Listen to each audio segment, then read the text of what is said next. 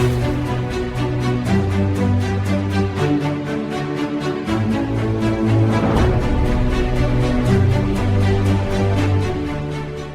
day, everybody, and welcome to Face the Culture. I'm Kim Kennedy, here along with Pastor David Whitney. And we have been talking about a great many things this year, many of which are related to our founding documents. And today we're going to circle back to that and talk about a couple of things that we need to explore a little bit more in depth. And I have a fondness for talking about our form of government a couple of ways. I call it a representative government, where those who are elected answer to those who elect them. And I'll also refer to us as a constitutional republic, which I have been informed means that those who make laws are subject to them. There are no kings in this country, right? We've already known that for a long time.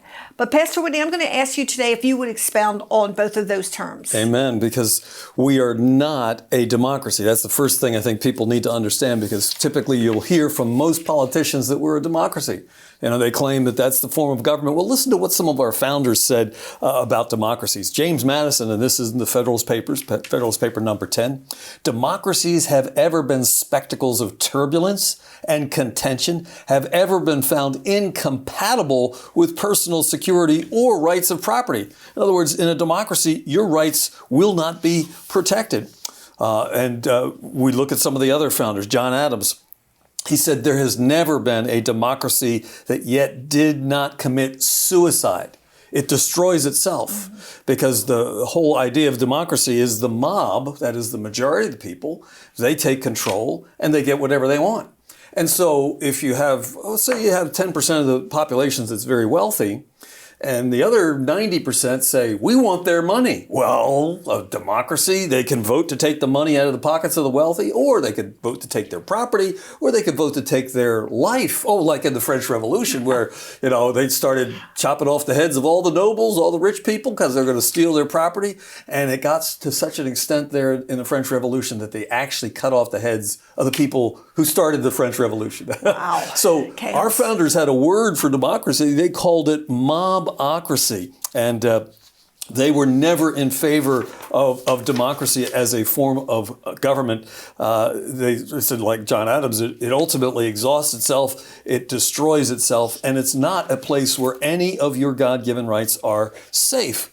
One famous, one of our founders, not sure which one because there's debates as to which one said this, but a democracy is 3 wolves and a lamb deciding what's on the lunch menu. You know what's going to be on the lunch menu. That poor wolf is going to get eaten. But in a republic, that wolf is fully armed. He has Second Amendment rights to protect himself from the 3 wolves that want to eat him for lunch. That's a republic. So in a republic, you have laws that are fixed and they're not variable depending on the mob. You see, in a democracy, the mob is in control of what becomes law.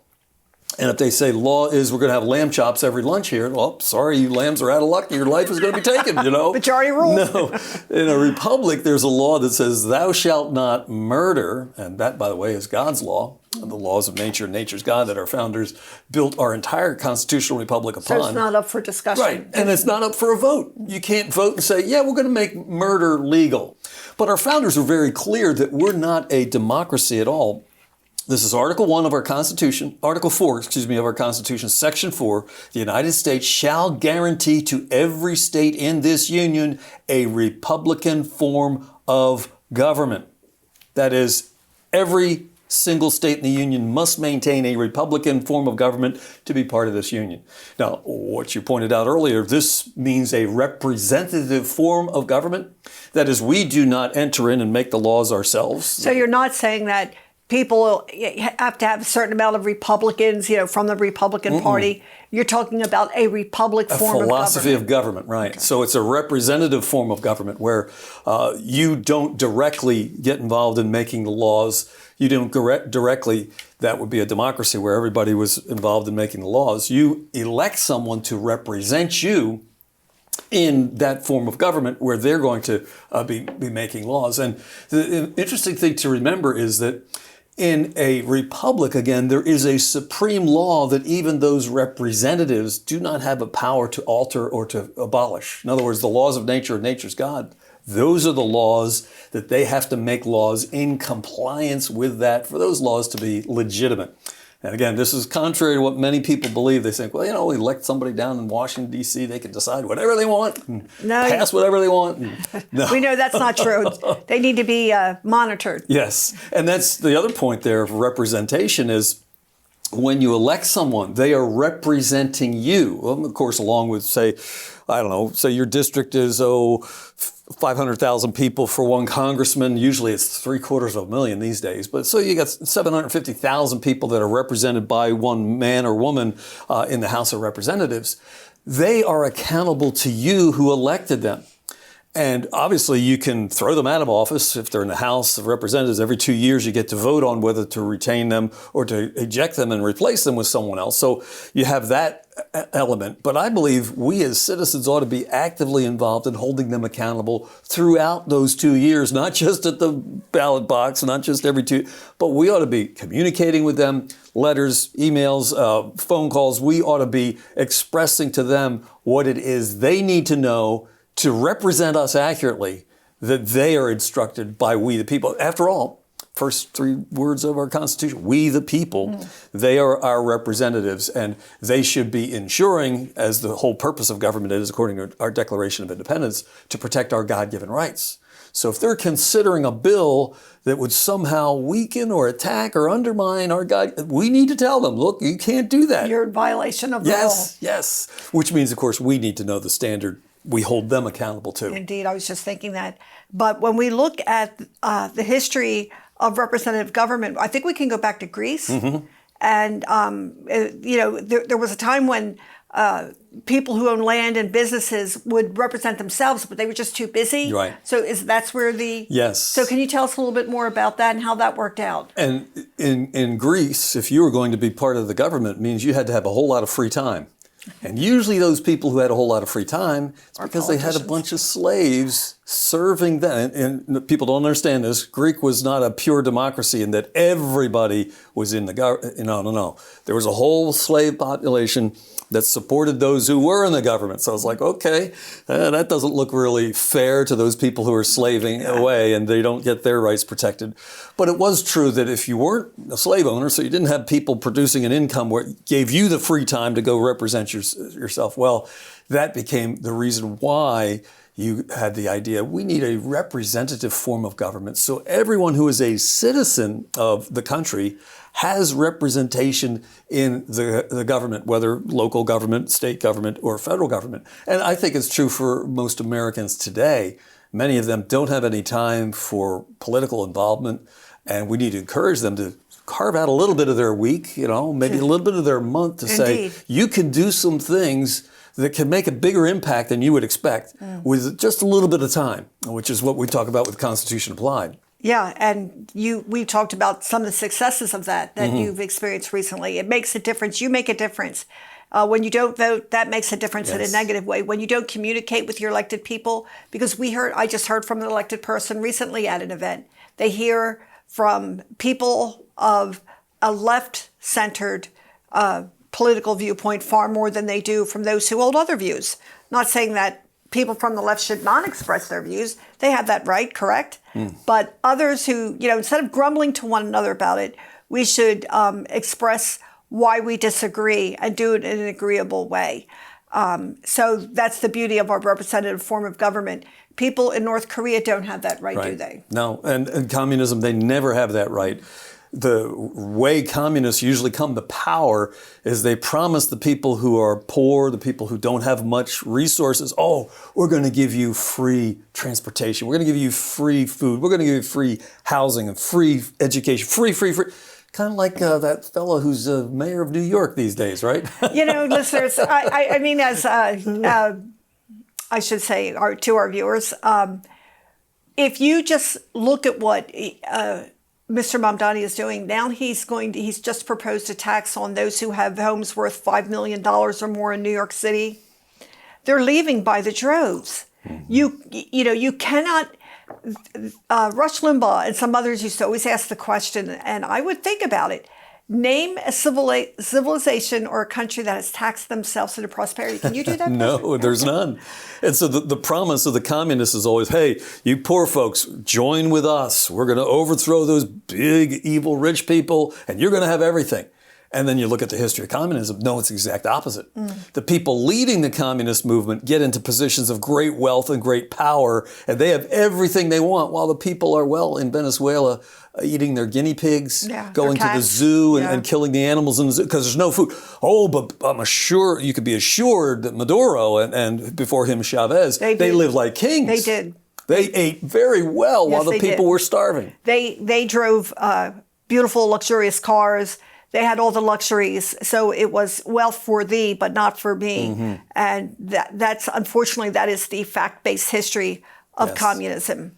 And that is rooted in, we should say, in the sin nature of humanity. Yes, right. You give somebody power, especially if you give them unchecked power, and they're going to abuse that power. And that's exactly what the communist system does. It coalesces all power in the hands of a very few people, whether it's the Politburo or, murderous Satan followers, Joseph Stalin, or any of those evil people. They coalesce all power in their hands, and there is no check on the evil that they won't do. Stalin, I'll starve 40 million people to death because they wouldn't give up their property to communism. I'm just going to starve them to death, which is what happened in the Ukraine, which, by the way, is why the Ukrainians hate the Russians so much to this day. The history is alive in their memories, even though it's been many decades. They remember. Of the families starved to death where the communists came in, not only took all the food, they took all the seeds, so they wouldn't even be able to plant next year. They took all the equipment. Systematic. They went into the kitchen and took every utensil, the forks and knives,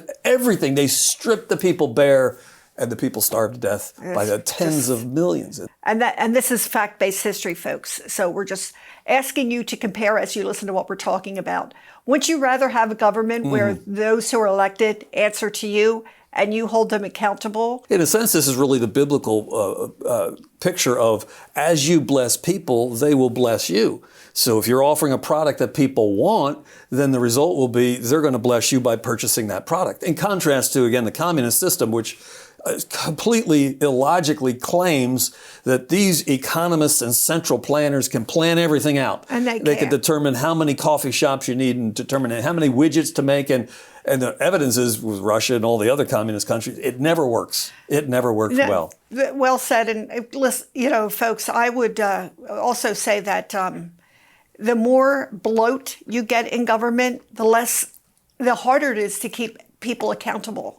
Because, when Trump came in and started slashing jobs, nobody, actually, I think life has gotten better. You have to ask yourselves, what do these people do? This is where we come in, where we ask these questions. This is our tax dollars. Yes. They answer to us to how they spend it. Why are Medicaid dollars in countries across the world? Why? I hope you're like me and want accountability of that. So it behooves us to be involved in our government and ask really good questions. Follow legislation that's happening in Harrisburg, and write or call your legislators when you have questions. And if enough of us are doing that, they'll know that they're being watched and observed and that they have to answer. This is a good thing. So some people have the idea that, well, this is the president who's elected at the time. That's their job. It's part of the professional class. What would you answer to that? Well, what we need to understand is that our founders' design for our federal government was a part-time job. Their idea is you go down to Washington, there's a session maybe a month or 2 months, and then you go back home to your home district and you go back to your normal job that you're representing people and you're rubbing shoulders with those people most of the year, the majority of the year, and maybe a month or two. That's why they said in the Constitution that Congress has to meet at least once a year. But it doesn't need to meet very long. They could meet for a couple of days and go back home if there was no serious business to deal with. Our problem is that we have allowed our federal government, Kim, to just get way beyond the boundaries of what this Constitution defines. It's like if you think of a baseball field, think of your favorite baseball field. And, we know when the ball is out of the park and it can't be retrieved. So if it is, beyond the playing field, it's like, okay, well, how about beyond the ballpark itself? How about 15 blocks away? I mean, so in other words, our federal government is like playing ball, 10 miles away from the constitutional limits. And most Americans have said, well, I don't know what those limits are. I haven't bothered to study them. I'll just let the government do whatever it chooses. So one of the things Trump did, which I appreciate, is Department of Efficiency saying, what programs are we doing in the federal government that should be either shrunk, disbanded altogether? I know he's talked about disbanding the Department of Education. That's one of the, obviously not constitutional at all, should be completely abolished. It should be local, folks, is what we're saying. So there's a whole lot of things we've allowed the federal government to do that are out of those boundaries, and we ought to call upon our elected representatives. By the way, this is an excellent time to do that. All the congressmen are running in November. Yes. Yeah, it's easier to hold your congressman accountable to the standard when he's wanting your vote in November. So we have a perfect opportunity in this time frame here between now and the election in November to ask serious questions to our congressmen. How do you plan to shrink our federal government back to the size of what is intended, back to the limits that our Constitution designed for that federal government? That's a great question, folks. Just to ask them that and listen to what they say. Take good notes. And you can always reach out to us at kmmrgroup@gmail.com. If you want to say, well, I got a response, what do I do with it? We'll be glad to help you. Mm-hmm. That's right up your alley, That's Pastor. Right. That's one of the things we do, Constitution Applied, is we not only teach the Constitution, but we want to help people apply it with an interaction to their elected representatives. And that's very powerful. And we want to say our tactics are not illegal. It's not screaming and cussing and burning things down. It's engaging elected people in conversations. And there's a lot of power in that, folks, that you give yourselves. Because, especially for those who vote, they know that and that they will think twice about how they vote, hopefully. We hope that's the effect, partly. So keeping in touch with them consistently is a huge, big deal. It really is. I was teaching at Camp Constitution up in New Hampshire past week, and one of the things we teach the students there is that the most important question you can ask anybody that's running for office, anybody that's asking for your vote, is the question of what is the purpose of civil government? What's its purpose? And if they don't know the answer to that, and if they don't have the Declaration of Independence answer to that question, then they're not qualified for office. And we teach them the question is answered by the Declaration, the opening 2 paragraphs. The purpose of human civil government is to protect your God-given rights. That's its whole job.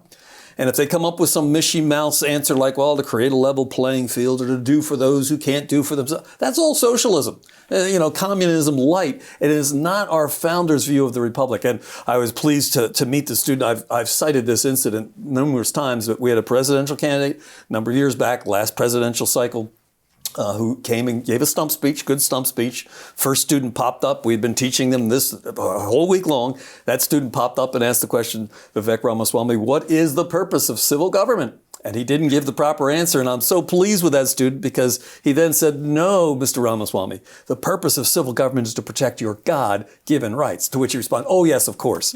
And I did not remember the name of the student, but that student was there this week at camp. And so I gave an award and acknowledged him that he was schooling a high school student was schooling a presidential candidate. When we learn the facts of our founding, when we know these founding documents, we likewise can school those who are supposed to be representing us because we are a representative constitutional republic, not a democracy. We are a republic, and we need to keep the distinction clear. The republic fixed laws based on the laws of nature and nature's God that cannot be changed by any vote, by any mob, versus a democracy where the mob rules. And if you happen to be the lamb and there's 3 wolves at the table, they decide you're for lunch and your right to life is not protected in a democracy.